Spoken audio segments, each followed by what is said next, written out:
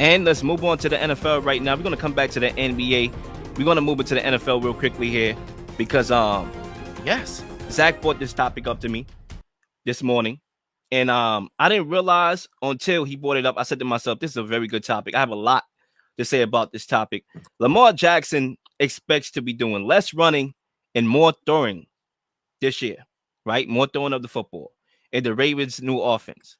So the question is, will Lamar Jackson return to MVP form in Todd Monken's offense? And Cuzzo, if you want to start us off, by all means. Listen, will he come back to MVP form is will he stay healthy, right? Can't he finish the season, right? And that's really, really, really what it is. But I'm going to tell you right now, no disrespect to Lamar Jackson. I know he got OBJ and I know he got better receivers and things of this nature, but a new offensive coordinator and things of this nature. I get all of that.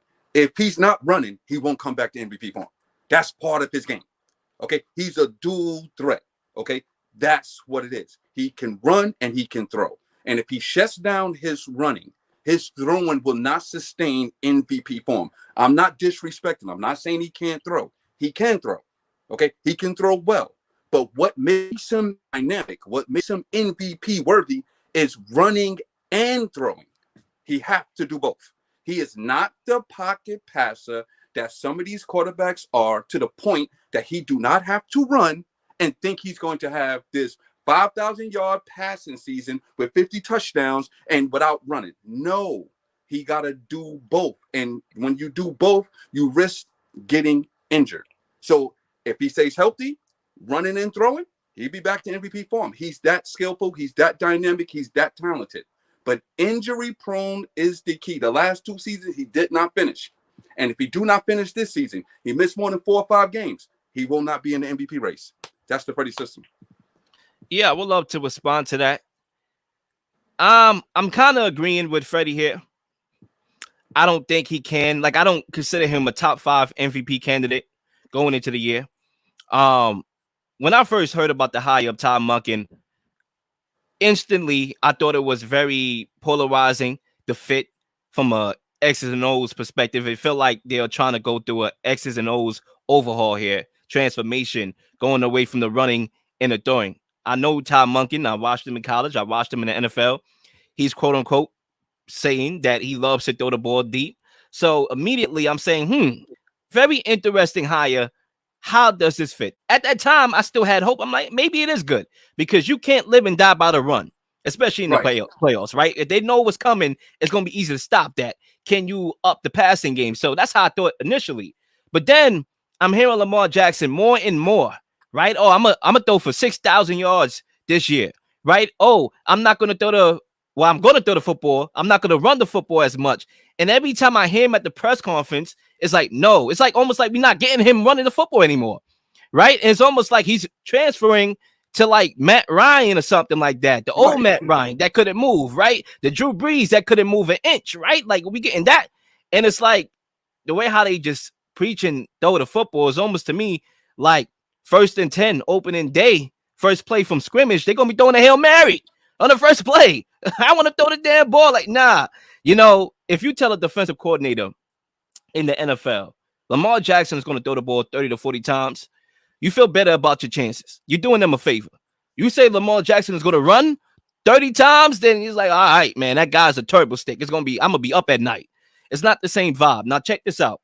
I think for me, Justin Fields have a better shot to, how can I say, duplicate Lamar Jackson's 2019 MVP season more than Lamar Jackson could duplicate his 2019 season.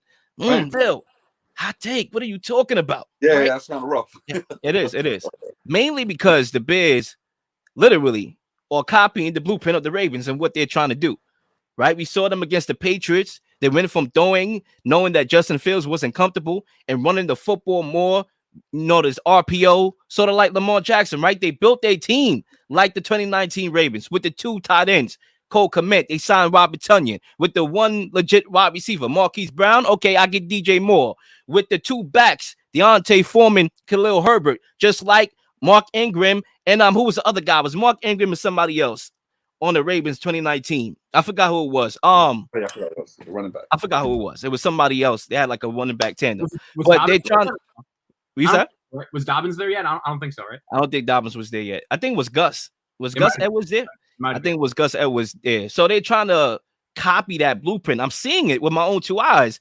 And I think they're catering to their quarterback skills more so because of that. And that's why I think he could be on an MVP run, sort of like Hurts. Nobody picked him to win MVP last year. So that's why I say he has a chance to be the Lamar Jackson of 2019, the MVP, more than Lamar Jackson, because like you're not playing to his strengths. We know he could throw the ball, down the field, but that's not like his biggest part of his game. And one more point before I let Zach get in here, right? I want to reflect back to Lamar Jackson and Justin Fields passing statistics in college. You can make the argument that Justin Fields was the better passer than Lamar Jackson coming into the league. Justin Fields' accuracy was better. He hit 70% of his completion percentage. Lamar Jackson under 60% completion rate coming into NFL, right? Lamar Jackson was known for his playmaking abilities, and Justin Fields was known as the passer out the two. So I think as they build around Justin Fields as a passer, and we know his skill set as a runner, he could remodel what Lamar Jackson did more than Lamar Jackson, because you want Lamar Jackson running the football, doing something that he is skillful and unique in. And I'm going to leave it there. Yeah, guys. So I think we're all pretty much on a similar page, and just looking right off the bat at Lamar's numbers. So the year he won the MVP in 2019, he had a total of 176 carries. Now, he had 159 the following year, but as Fred mentioned, each of the last 2 years, this guy has been out early for the season due to injuries. And the last 2 years, he's only had 133 and 112 carries combined. Now, I do think, and I agree with Lil when he brought this up right off the bat, I did think that the Ravens had to get rid of Greg Roman. Like, that was necessary. It was clear that it wasn't working out. And the Todd Monken hire, I think polarizing is a good way of putting it, based on his style, his philosophy, all the X's and O's. But I do think a lot of things possibly changed when the Ravens decided to sign Lamar Jackson to this big contract and make him literally the highest paid player in the NFL. Because I do think, as good as of a runner as Lamar Jackson is, and yes, I think in order for him to return to that MVP form, he's obviously going to have to run the ball a lot. That's his specialty. That's what he's able to do best. I think he is an underrated passer that can make some throws here and there that could get the job done. But if you're having him throw 40, 35 times a game, that's going to be a problem. And I also agree with Lil. Like, if you're an opposing defensive coordinator and he's only running the ball 6-7 times a game, you're going to take that every single time. That is a win for you.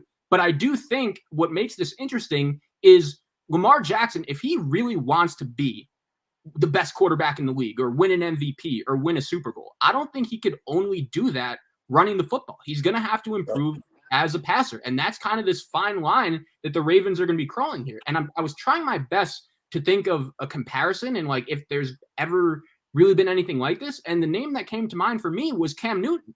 Cam was never really able to evolve and establish himself as a passer. So by the time he got, to age 32, 33, and he wasn't as good of a runner, his body was getting beat up. We saw what happened to him, and now he's out of the league. So I do think long-term, if the Ravens want Lamar Jackson to be the best quarterback in the league, and they want him to win the Super Bowl, and they better want that, they're literally paying him more money than any player in the league, he's going to have to become a better passer. So when I look at the Ravens, I do partly understand their philosophy and what they're trying to do by trying to make Lamar a better and more improved passer. But it's hard because in order for him to be the best version of himself right now, that may not be the path. And I'm curious to see what this team, what this offense looks like by the time the season starts up. But I do think this should be one of the major storylines we're talking about going into next season. That's really the reason why I brought it up to Lil, is because this guy, we know at his best, especially as a runner, just how good, just how dynamic he could be. But the fact that he's missed he got hurt late in each of the last 2 seasons due to injury, that's definitely a concern with his running ability as well. And it just shows you, like, Lamar Jackson is one of the most polarizing players in the league, because when he's at his best, there's not really many better, but he's also not the perfect player. He has his flaws. And I am very curious. Like, I have no idea how the Ravens season is going to go next year. I could see them winning 10, 11 games. I could see them winning 6, 7 games and missing the playoffs. Like, it is a huge, huge variable, and there's a wide variety of outcomes based on this and how I could see the Ravens season going next year. Listen, man, Listen, they Jalen Hurts should be their model. If I was the Baltimore Ravens, I'll be looking straight at Jalen Hurts. What the Philadelphia Eagles did, they got A.J. Brown, they drafted Devontae Smith, they got him weapons, and they said, listen, we know you can run. Right now, he couldn't throw. Let's be fair and clear. Jalen Hurts did not look like he was going to be a legitimate passer just 2 years ago. Okay? When you get him wide receiver help, and you get him some talent on the outside, mainly that's what Baltimore's trying to say they just did for Lamar Jackson. Yes, throw the football, but also run the football. That's what you are. That's what makes you dynamic. Dual threat. I think Lamar Jackson have to come to that reality. I'm not going to be Peyton Manning, but I can be a dual threat. I can be a Jalen Hurts, who was right there on the cusp of winning the MVP of the league, took the Philadelphia Eagles to the Super Bowl. That's what Lamar Jackson needs to model. And if they model that, and maybe they got him the weapons on the outside, we have yet to see that. Like you said, Zach, we don't know what Baltimore is going to be in this upcoming season. But at the end of the day, that should be their blueprint. Jalen Hurts. Yeah, I would love to add on. I think when you think about this whole situation, when you hear the words from Lamar Jackson's mouth, I'm trying to throw for 6,000 yards this year.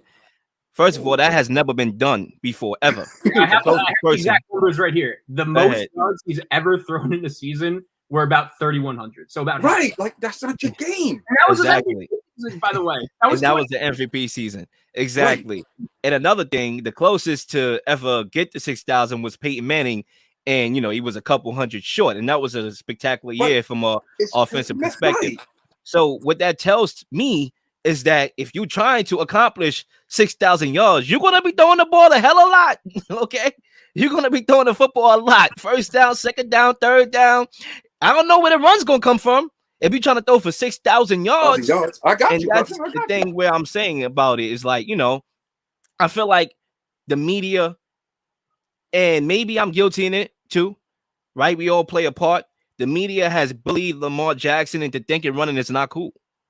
Everybody think, right, that, you have to pass the football in order to win, right? Even though in this era of football, you have more mobile quarterbacks, but they're mobile when the play breaks down, right? So a lot of people think, bully Lamar Jackson. Oh, you're running, you zigging, the league is zagging, so they pressure Lamar Jackson into thinking, wait, hold up, I could throw the football. It's like you get in a role for a play and you get one of those rinky-dink roles, right? But I could be King Herod, right? I could be the lead role, right? Let me do it. Let me try it, right? And you go out your way to try to prove that you could be the lead role. And then sometimes you do get a humbling experience, and sometimes you could probably play that role, right? Who knows with the opportunity?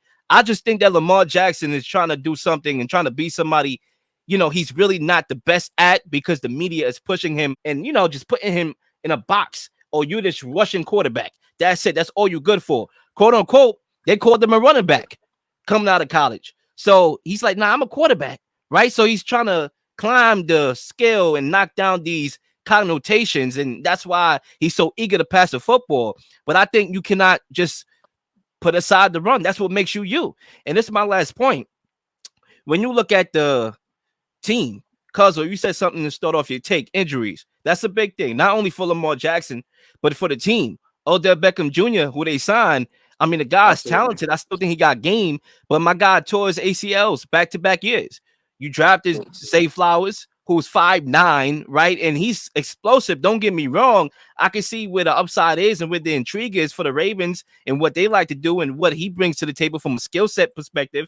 But, man, when you say 5'9", and he doesn't have long arms, I'm thinking gadget guy at best. I'm not thinking of number 2. I'm thinking gadget prototype right there, right? Just get the ball to him and let him miss. I'm not thinking go down the field with the guy like that unless, you want some X's and O's to free him open. That's it. Or for real routes or whatever. But I'm not seeing that. I'm like, they are 1 or 2 injuries away from Lamar Jackson having to win the football again and win the game with his legs. So, I'm not buying it. I don't think he will return in his MVP form if you take away what he does best. But one last point I'll say before we end, isn't that kind of an issue when you're paying him the most money, to any player in the league? He's now the highest paid player in the league. The fact that we're all here agreeing that this is not the best way for them to win games this season, that is very concerning for me about the Ravens going into next season. Really quick. Absolutely.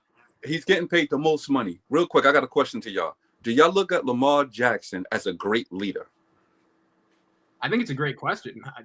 Wait, great leader on the field or off the field? No, That's a broad. right, leader. But leader intangible is on and off the field. That's what a quarterback's supposed to be. When you get paid that type of money, cousin, you gotta show that you're a great leader. And when you're a great leader, the media cannot tamper with your personal identity. Jalen Hurts. He don't care if you call him a running back. He don't care if you don't throw. I'm a great leader, and I got the confidence in my game. Lamar Jackson don't look like a great leader right now. No, that's a very great question and very great point that you bring up. It's hard to debate anything. Everybody's having valid points right now. That's a very good point. I never really thought about it from that. I guess I could give my 2 cents in that. I always knew Jalen Hurts was a very good leader from college, right? I always knew it. Like he believed in himself. He wasn't always, having success, but he had the Heisman year and he was a good teammate. Everybody gravitated to him. Very humble. You could tell by the way how he talks in press conferences. But I think also it's the leadership on the field, right? I think a lot of it has to do with this. You look at the contract of Jalen Hurts, he could have asked for more guaranteed money. Absolutely. He could have broke the record in guaranteed. He could have asked for more guaranteed money than Deshaun Watson. Hey, I almost won you a Super Bowl. Pay me $260 million guaranteed, which is something Lamar was looking for. But he was like, listen, I want to have a good team. I want my guys to eat. I want us to play football. I want us to win championships. He said championships are more important to him than money.